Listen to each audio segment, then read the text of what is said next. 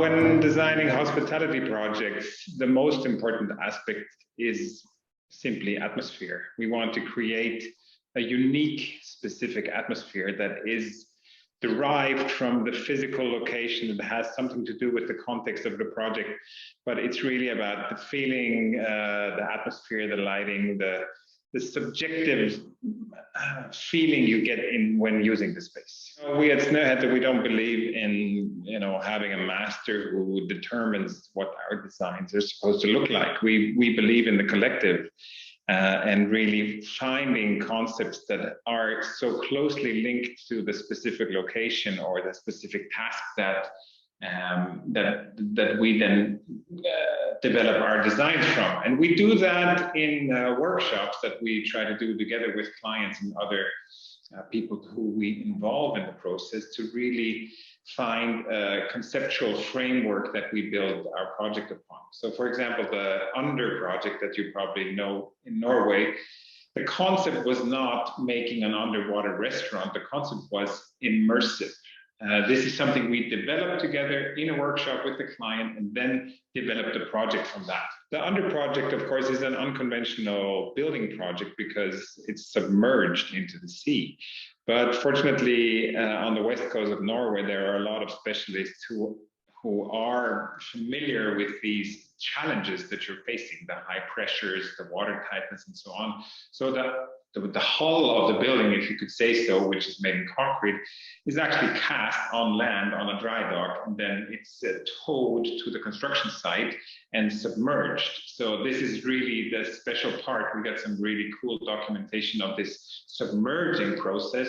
So we actually flooded the building with water, fastened it to the foundations, which were prepared on the ground of the sea at the physical location, and then the water was pumped out of the building. So this was actually a very special process that was also very interesting to follow. And I think probably the main interesting detail is the connection, so that the big glass front that you have, where you have this big window towards the bottom of the ocean, which is a 14-centimeter acrylic panel that is welded on site because it's so big that you couldn't get it in one piece. So they are actually chemically welded.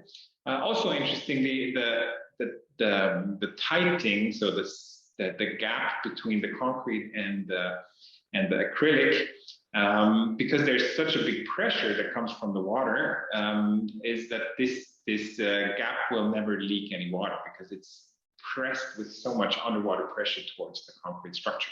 But these kind of details that are, of course, fun to develop, fun to discuss with local people, construction people, and then execute. In terms of materials and again haptic qualities, we again try to find inspiration on site. So again, if you look at the underwater restaurant, it is actually the seaweed that is so typical for this region that we analyzed, we photographed, we tried to get some colors out of, and then create this color palette that we then actually have had some custom textiles made for the acoustic ceilings in the space. In other situations, it's other materials, but again, we try to subtract or derive these kind of informations from the local context. Post-pandemic, people will be even more selective where they want to spend, you could say, physical time. Hospitality projects are about changing your physical location and maybe getting away from this virtual, digital time we spend now so much. So I think it actually increases awareness for physical qualities, haptics, colors, atmosphere, lighting. And by this increased awareness, I do believe that people, so where does sustainability come in? I think it comes in at this point is that the whole decision, where am I going to take my vacation, how do I want to spend my time, is going more into quality time. It gives a certain importance to the materials you select. So it's going away from synthetic, short-term